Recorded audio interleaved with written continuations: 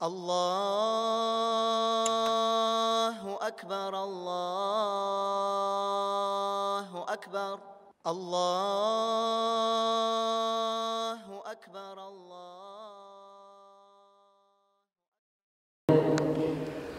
С дозволения Всевышнего Аллаха Субханаху ва Тааля продолжаем лекции, посвященные правилам, которые мы можем извлечь из книги Аллаха Субханаху ва Тааля. Правилам, тем наставлениям, тем рекомендациям, которые Аллах Субханаху ва Тааля дает нам для того, чтобы мы использовали их в своей жизни. И мы с вами взяли уже 8 правил до этого, до Рамазана. Этот цикл лекций был до Рамадана. И, иншаллах, с этой недели мы их продолжим дальше, возобновим эти лекции. И также каждый четверг после магриб намаза будут проходить эти лекции. Сегодня у нас правило из суры Касас, где Аллах Субханаху ва Тааля говорит: «А'уду биллахи минаш шайтанир раджим. وابتغ فيما آتاك الله الدار الآخرة ولا تنس نصيبك من الدنيا». Аллах Субханаху ва Тааля в контексте рассказа о Каруне, он приводит это правило и говорит: посредством того, что Аллах даровал тебе, стремись к последней жизни, но не забывай о своей доле в этом мире. Аллах Субханаху ва Тааля в этом аяте призывает нас к тому, чтобы мы стремились, старались и обратили внимание на то, что мы приготовили для следующей жизни. И, как мы сказали, это правило приходит в контексте истории Каруна, он был обольщенным своим богатством, он был обманут своим богатством. И Аллах Субханаху ва Тааля говорит: соплеменники сказали ему: не ликуй, ведь Аллах не любит ликующих. Посредством того, что Аллах даровал тебе, а Каруну было даровано многое: красота, богатство, возможности, статус, у него было все. И ему сказали: посредством того, что Аллах даровал тебе, стремись к последней жизни, но не забывай о своей доле в этом мире. Твори добро, подобно тому, как Аллах сотворил добро для тебя, и не стремись распространять нечестие на земле. Поистине Аллах не любит распространяющих нечестие. И давайте разберем по порядку все, что говорится, все, что приходит в этом аяте. Первое, Аллах Субханаху ва Тааля говорит: посредством того, что Аллах даровал тебе, стремись к последней обители, последней жизни. Мы, люди, Аллах Субханаху ва Тааля создал нас, привел нас к этой жизни.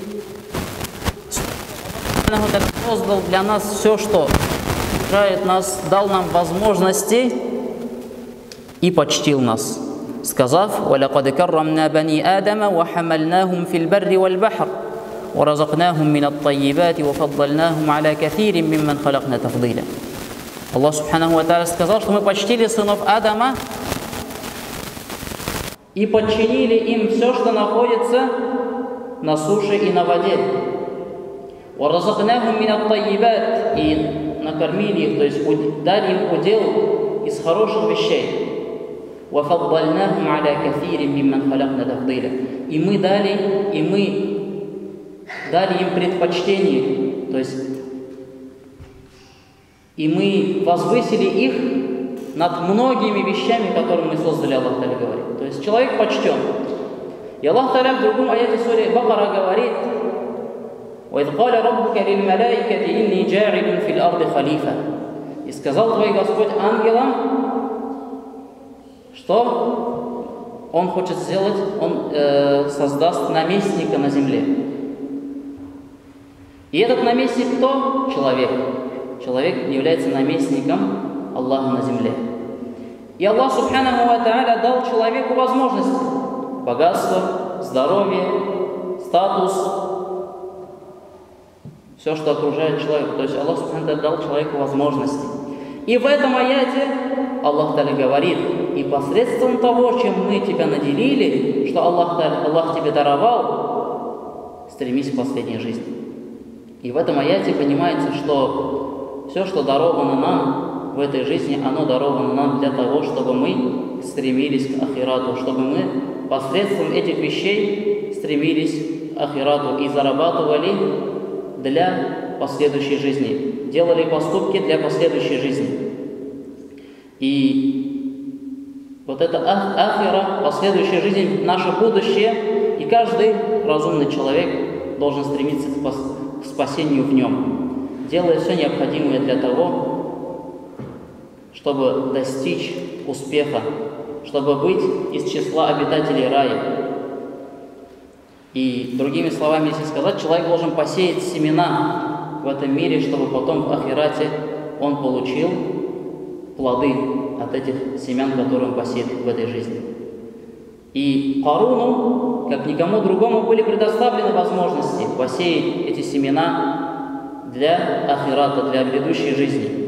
Аллах велел ему воспользоваться этим, теми благами, которые были дарованы ему, совершая благие дела, давая милостыню, чтобы он мог получить награду за это. И это вернулось ему в последующей жизни добром, чтобы Аллах Та'аля спас его в последующей жизни. И следующая часть аята Аллах Субханаху ва Та'аля говорит: «Валя танса насибака минад дунья», но не забывай о своей доле в этом мире. Здесь идет формулировка запрета. В словах Аллах Та'аля говорит: но не забывай о своей доле в этом мире. Она предполагает дозволенность. И Аллах Субханаху ва Та'аля здесь говорит, после того, как сказал, чтобы человек использовал все, что ему даровано для будущей жизни, Аллах Та'аля сказал: ну не забывай о своей доле в этом мире. И таким образом данный аят является примером того, как формулировка с запретом предполагает дозволенность. То есть слово «не забывай» о своем, не забывай о своей доле в этом мире подразумевает собой дозволенность использовать что-то или делать что-то для этого мира. То есть Аллах Субханаху ва Та'аля сделал исключение. То есть основа это то, что «Вама халякул джинна валь инса илля ли'абудун». Аллах Та'аля сказал: я создал людей и джиннов только для того, чтобы они мне поклонялись. И ты свою жизнь должен в первую очередь построить на поклонении Аллаху Субханаху ва Та'аля. В первую очередь все возможности, которые Аллах Субханаху ва Та'аля тебе дал, ты должен использовать для ахирата, для последующей жизни. То есть стремиться достичь тем самым довольства Аллаха Субханаху ва Та'аля. Но Аллах Субханаху ва Та'аля сказал: но не забывай свою долю также в этом мире. То есть ты должен используй свои возможности, то, чем тебя Аллах наделил, используй это также и для себя, не забывай о себе тоже. И интересная формулировка. То есть кто-то скажет: а как можно забыть вообще? А как можно вообще забыть, да, о себе, о своей доле в этом мире? То есть тут наоборот сейчас человеку нужно напоминать и говорить: ты иногда не забывай там про ахират, да? Так, сейчас человеку часто так надо говорить, то есть не забывай иногда там про ахират. Но Аллах Та'аля здесь показывает, что нет, на самом деле все по-другому. Ты должен иногда отвлекаться на этот мир, но должен быть занят всегда ахиратом, последующей жизнью. И Аллах Та'аля говорит: но иногда не забывай, то есть иногда вспоминай этот мир тоже. Иногда вспоминай, что у тебя есть семья, иногда вспоминай, что у тебя есть твое тело, на которое ты должен обратить внимание. Иногда вспоминай, что ты должен отдыхать. А у нас сейчас что? Наоборот, да, то есть мы напоминаем себе, то есть иногда мы нуждаемся в напоминании, чтобы мы не забывали о последующей жизни. Но в этой формулировке Аллах Та'аля показал, что главное и что является основой. Первое Он сказал: используй то, чем тебя даровал Аллах, для грядущей жизни, для последующей жизни. И не забывай. То есть, когда ты человеку даешь какое-то указание, ты ему прям расписал все, указал все расписал так, и в конце ты ему говоришь, и не забудь вот это тоже. Обычно так говорят о чем-то особо неважном. То есть, и это тоже не забудь, если что. То есть, также люди, когда разговаривают, то есть, самое важное, ты говоришь ему то, что обязательно нужно, да, там, но и это тоже не забудь. То есть, как будто бы, и можно как бы забыть, но не забывай, вот как бы так, да, то есть, ты ему говоришь, обычно это что-то неважное, не такое важное. И тут Аллах Тааля тоже, то есть, если мы посмотрим, Аллах Тааля что говорит? Первое, на что ты должен обратить внимание, это на ахират. То есть ты полностью должен те возможности использовать, которые Аллах Тааля тебе дал, ты должен использовать для ахирата. И Аллах Тааля здесь говорит как? То, чем тебя даровал, то, что даровал тебе Аллах, да? И тут Аллах Тааля напоминает нам то, что здоровье, которое ты имеешь, имущество, которым ты распоряжаешься, статус, который ты имеешь, это все дарованное Аллахом. То есть Аллах Тааля напоминает нам, что это Аллах Тааля тебе дал. Имущество, статус, возможности, силы, здоровье. Поэтому используй это для ахирата, для грядущей жизни, для последующей жизни. То есть используй это все на пути Аллаха Субханаху ва Тааля, на пути служения Аллаху. И здесь можно привести пример, да, такой, то есть на самом деле, если задуматься, можно прийти к выводу, что глуп человек, который использует эти возможности для этого мира. Глуп человек, который использует свои возможности, гробит свое здоровье, тратит свое имущество, тратит свое время на что? Для этого мира. Сколько ты проживешь в этом мире? 40, 50, 60, 70, пусть 100 лет ты проживешь в этом мире. А сколько продлится твоя жизнь в ахирате? Не сосчитаешь. То есть это короткая жизнь. И есть последующая жизнь, которая вечная. И тратить свое время, тратить свое имущество, тратить свои силы для этого мира, имея еще как бы ограниченное количество времени, ограниченное количество имущества, тратить это для этого мира, это неразумно. Тогда как у тебя есть ахират, вечность. И можем привести пример, да, вот Усман ибн Аффан, Абдурахман ибн Ауф. Это такие сподвижники, Абу Бакр ас-Сиддик. Это такие сподвижники, которые то есть они выделялись своей щедростью. Они выделялись тем, что они жертвовали на пути Аллаха своим временем, своей силой, своим имуществом. Когда пророк, саллаллаху алейхи вассалям, готовил войско на Табук, Абу Бакр принес все свое имущество, которое было у него. Усман ибн Аффан потратил колоссальное имущество для того, чтобы снарядить войско мусульман. Он купил верблюдов, он купил снаряжение для воинов и потратил очень большое, огромное количество своего имущества. Абдурахман ибн Ауф, который всю свою жизнь тратил на пути Аллаха. Сподвижники говорят, что о нем говорят, что он только и занимался тем, что он помогал, он везде помогал своим имуществом. А это был человек, за которого посланник Аллаха, саллаллаху алейхи вассалям, сделал дуа, чтобы Аллах субханаху ва тааля дал ему широкий, то есть большой риск, большой удел. И даже его сыновья говорят, после его смерти они не знали, куда деть то имущество, которое осталось. Несмотря на то, что Абдурахман ибн Ауф всю свою жизнь раздавал имущество, помогал бедным все время, после его смерти его дети не знали, куда деть его имущество. То есть Аллах субхану тааля давал, возвращал ему в большом количестве. И даже после его смерти дети раздавали ему имущество нуждающимся бедным. И вот посмотрите, эти люди жили сколько лет назад? Эти люди жили 1400 лет назад. Они умерли 1400 лет назад. И вот это имущество, которое они раздали, то есть вот ты своим имуществом сколько можешь пользоваться в этом мире? Мы сказали, да, 100 лет максимум. 100 лет, сколько человек живет? Да, максимум 100 лет проживешь. Ты можешь пользоваться своим имуществом, своим здоровьем, своим временем.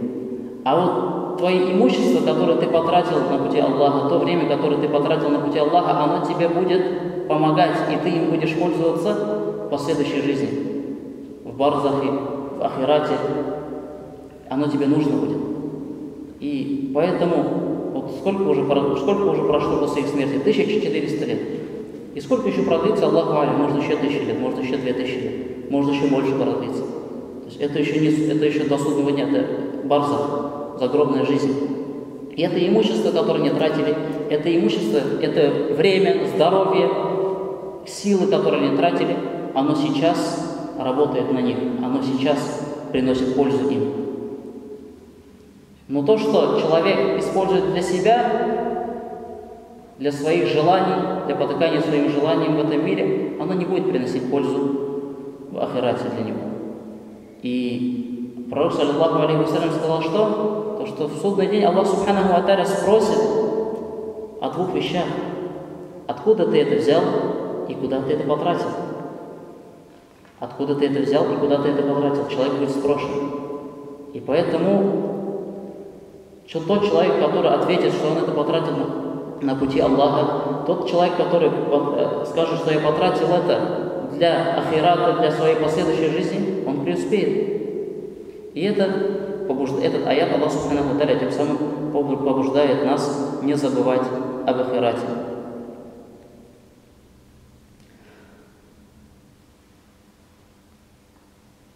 И имам Малик ибн Анас, один из основателей одного из четырех мазхабов, он сказал в толковании к этому аяту, он заметил и сказал, что здесь, когда Аллах Та'аля сказал, и не забывай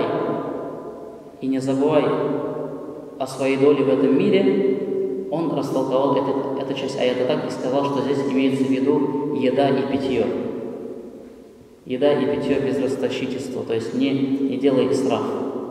То есть твоя доля в этом мире – это чтобы поддержать твое здоровье и твое тело. Это еда, питье, то, что будет поддерживать твою жизнь.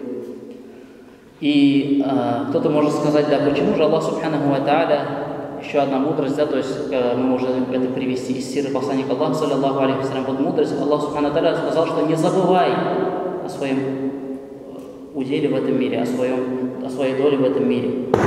И в первой части Аллах субханаху ва тааля как будто бы приказывает нам и говорит, чтобы мы только использовали все свои возможности для ахирата. И был такой случай во время посланника Аллаха, саллаллаху алейхи вассалям, известный случай, когда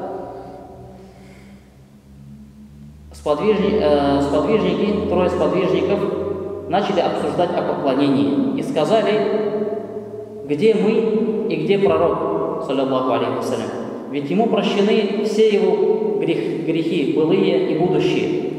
И один из них сказал, что касается меня, то я буду молиться всю ночь. Второй сказал, я всегда буду поститься и не стану разговляться. А третий сказал, я отдалюсь от женщин и никогда не женюсь. И затем пришел посланник Аллаха, саллаллаху алейхи вассалям, и сказал, вы те, которые сказали так-то и так-то. А ведь клянусь Аллахом, я больше всех вас стараюсь, я больше всех вас страшусь и боюсь Аллаха, однако я пощусь и разговляюсь, молюсь и сплю и женюсь. А кто не желает моей сунны, тот не от меня. И то есть сподвижники, которые были во время посланника Аллаха, саллаллаху алейхи вассалям, они тоже некоторые, то есть это та крайность, наверное, которую мы сейчас, скорее всего, не увидим. Это были те люди, которые полностью отказались от этого мира.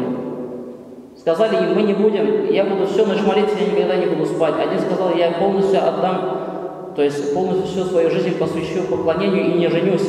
Другой сказал, я всегда буду поститься и не буду разговляться. Эти те люди, которые отдались полностью. Посланник Аллаха сказал, нет, не забывайте. Я больше вас страшусь и боюсь Аллаха, но, он сказал, я пощусь и разговляюсь, я молюсь и сплю, я женюсь. То есть и не забывай, это часть аята, где Аллах сказал, и не забывай о своей доле в этом мире. Вот она твоя доля.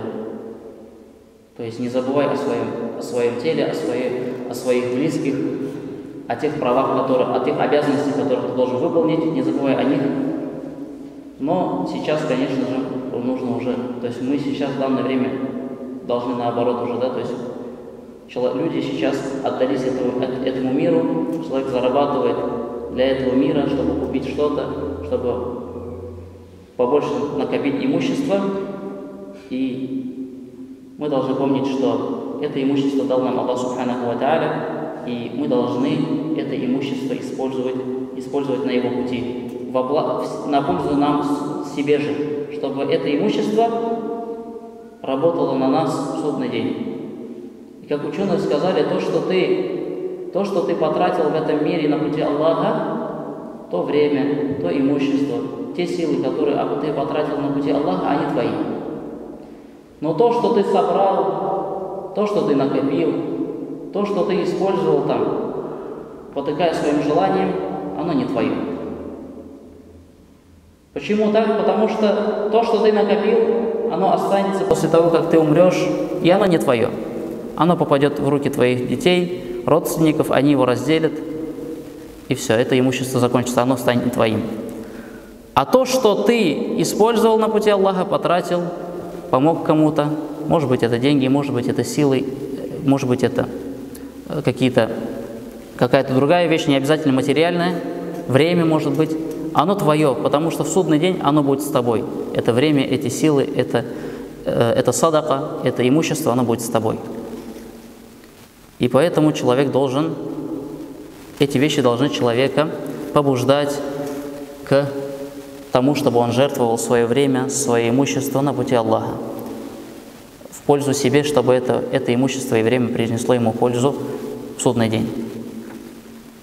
И Аллах Субханаху ва Тааля в этом аяте продолжает и говорит третье наставление, то есть первое наставление было это то, чтобы человек использовал то, что дал ему Аллах на пути Аллаха, да, чтобы использовал это для ахирата.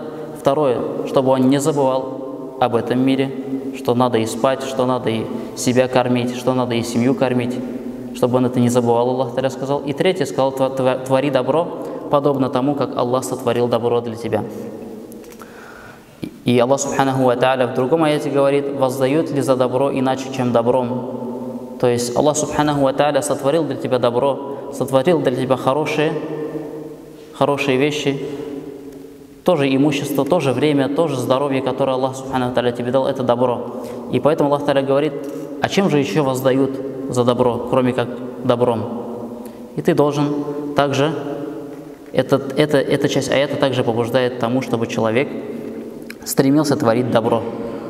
А творить добро — это что? Это помогать, это делать что-то хорошее, помогать кому-то, улучшать жизнь кого-то, да, то есть помогать ему в этом.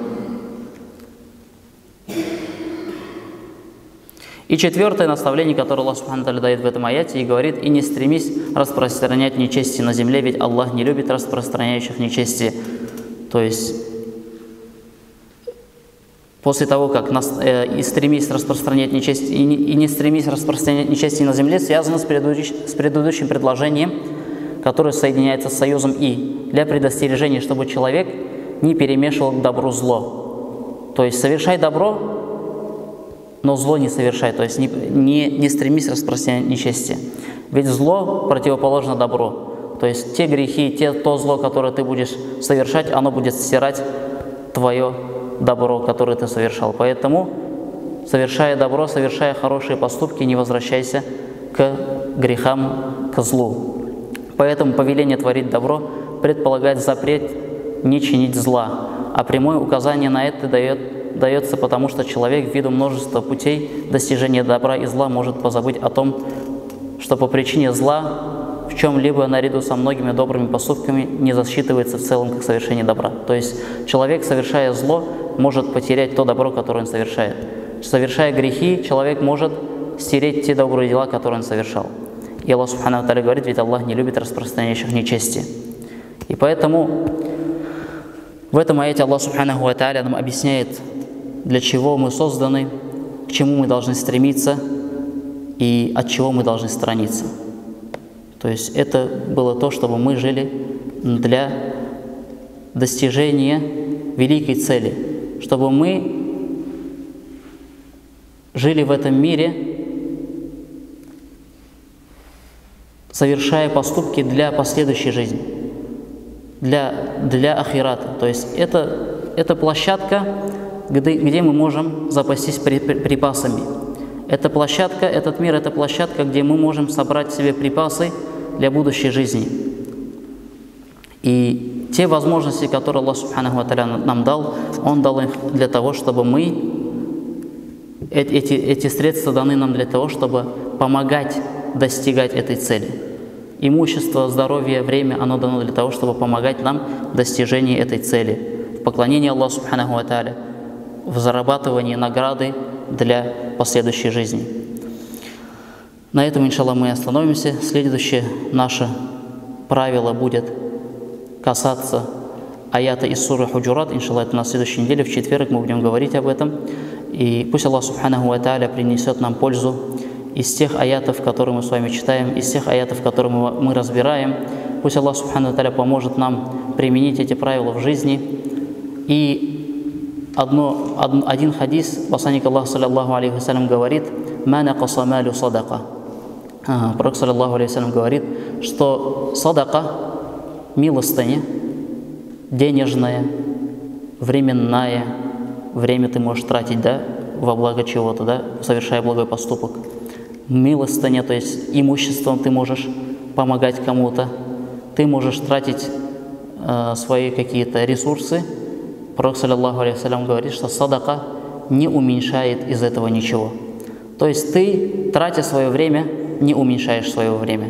Ты, тратя свое имущество на пути Аллаха, ты не уменьшаешь свое имущество, оно не уменьшится. Некоторые люди думают, вот есть возможность что-то сделать благое, да, помочь где-то. И человек думает, вот сейчас я пойду, час времени потрачу, и все, у меня час времени в минус. Нет. Садака никогда не уменьшает. То есть ты пожертвовал, дал садака свое время, пожертвовал своим временем.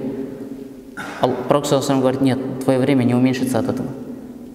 Ты не меньшее дело в этот день сделаешь. То есть человек же как думает: так, если я сейчас пойду туда помогать, что-то делать кому-то, у меня время пройдет, потом я это не успею, и потом все, времени мало останется. Нет, оно не уменьшится. Аллах Та'аля даст тебе баракат в твоих делах, и ты сможешь сделать больше.